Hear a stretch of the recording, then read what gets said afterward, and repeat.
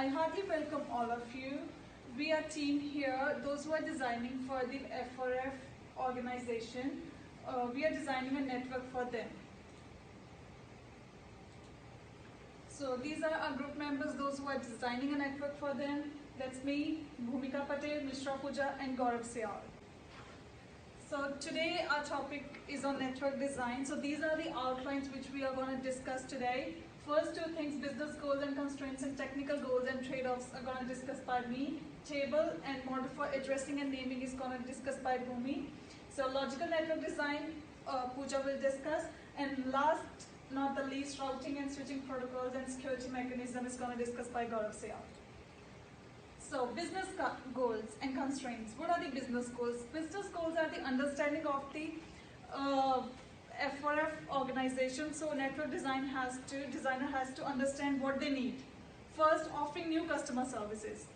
Like in offering new customer services, F4F need to concentrate on the customer's requirement. Like they have to provide online access to the customers where they can place their order online and they can track their order online and they will get the 24/7 customer support service.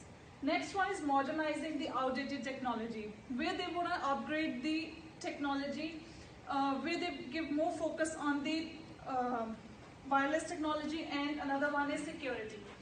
And next one is network security measures. Like firewall is our measure we are taking in this project because for the security reasons. Next one is increased productivity, because we need to increase the productivity for the F4F, where we will introducing one policy which is BYOD, where bring your own devices. So employees can bring their own devices because they are very familiar with that. So they can do their work efficiently and effectively, and increase revenue and profit, because every organization needs revenue and profit to be get in, right?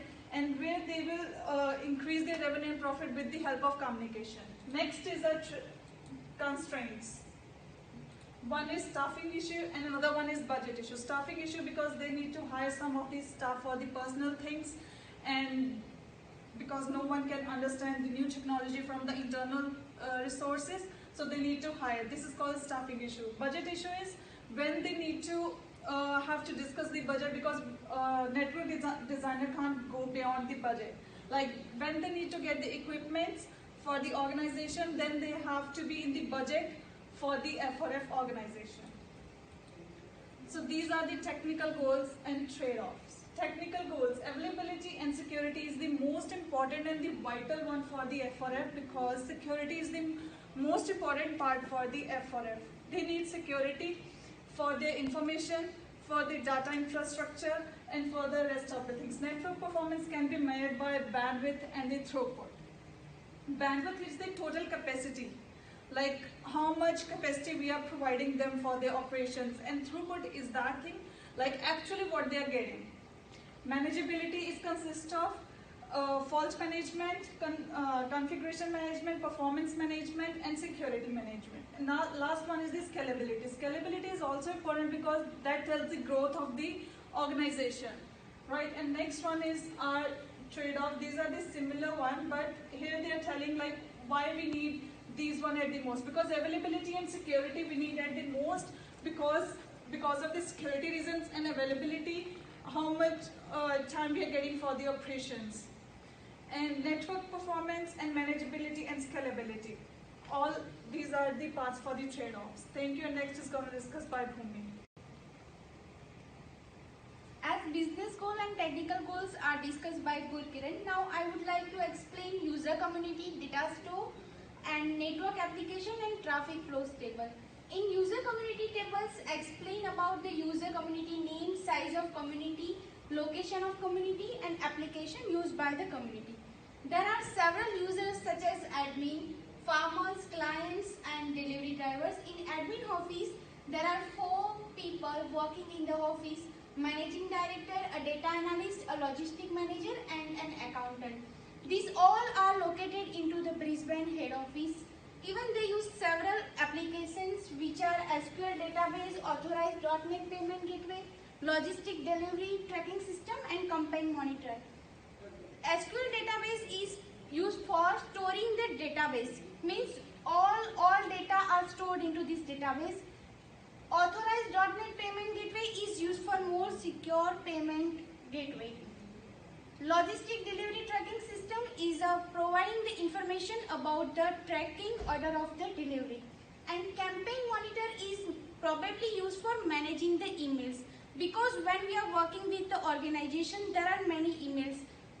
Even in F4F organization applications, which is the main applications, these are all used by all users, because this application contains information about product list and pricing. Here the data store. The data store is a main part of our network design. Why?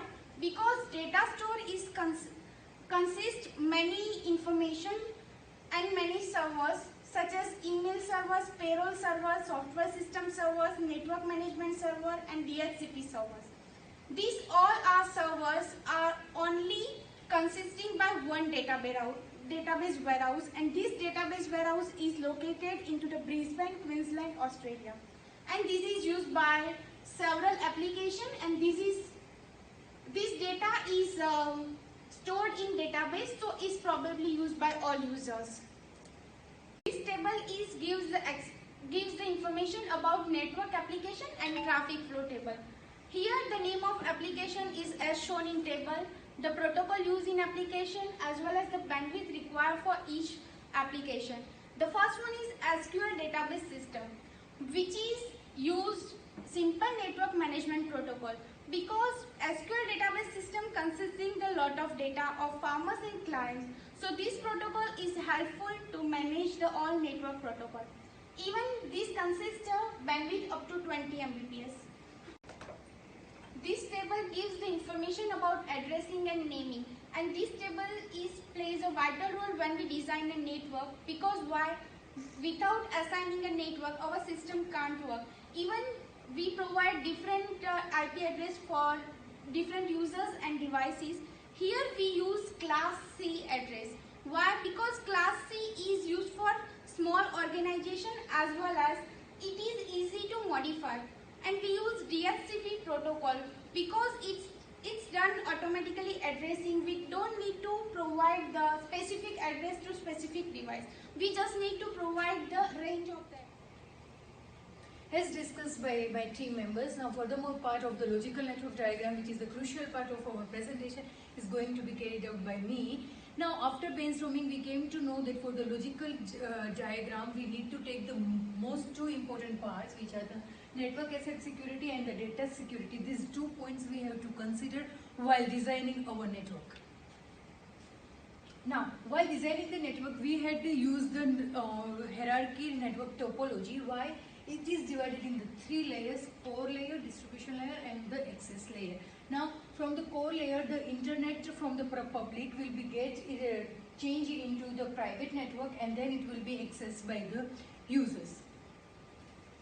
Now, this is the actual logical network diagram of our F4F organization. Now, from when we are getting the public internet, we need to change it into the private network.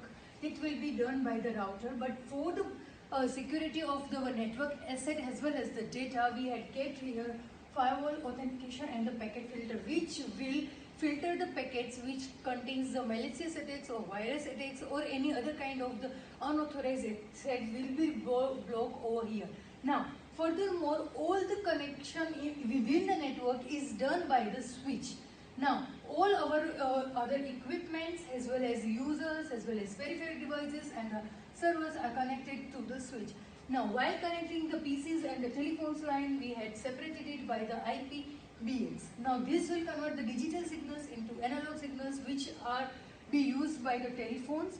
Now, PCs, our employees which are located on Brisbane locations will use the managing director, logistic manager, data analyst and the accountant. They can also use their own devices by connecting it with the wireless connection which we have placed over here. Now, farmers, clients and the delivery drivers are our users which are not located on locations, but they are going to use this network for placing their orders as well as for the financial transactions. Now, all their sensitive informations of these 3 users are saved in our database, and Now, data analyst main work is it handles the large volume of data of farmers, clients and delivery drivers. So, he requires the authorization and authentications while accessing this data. While he will access or any other located employees access the data, they need to provide their authentication as well as authorization to access the data. Now, all the peripheral device can be accessed by the employees located on our location. Now, here the security cameras for the for monitoring the employees on working on a location.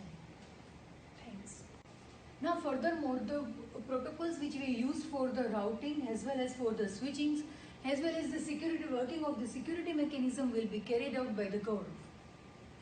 So here I would like to discuss about the routing protocol. So here there are two types of routing protocol. The first one is interior gateway protocol and the second one is exterior gateway protocol. The first one is used for the interconnection within the network and the second one is used for the outer connection between the network. So the first one, open shortcut path first, is used for the interior gateway protocol and the second one, border gateway protocol, is used for the exterior gateway protocol.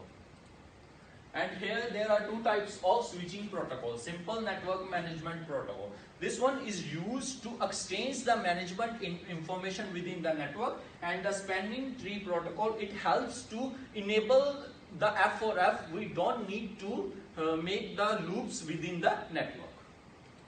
So here there are 6 types of security mechanism. The first one is the physical security, the second one is authentication, authorization, data encryption, firewall and packet filter. So first one, if the F4F, any user want to access the information from the F4F, they need to assign with the authentication and authorization. Authentication means we need to assign with the login ID and the password. So authorization, in the authorization, the main part of the F4F, for example, the data analyst, the accountant, they can mark the difference which one is the authorized user. So they can help to access the information by using their login ID and password. So data encryption. In this field, the data is encrypted. So while sharing and receiving information, they cannot take any theft from any misleading the information. So firewall and packet filter.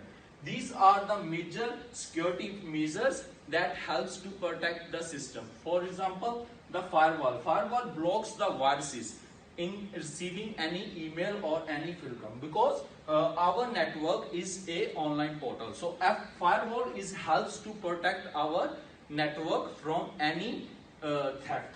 So from the above discussion of my team members, I would like to conclude that the F4F helps to provide the security measures to protect our system from any theft, and it also helps to secure our network assets from any theft.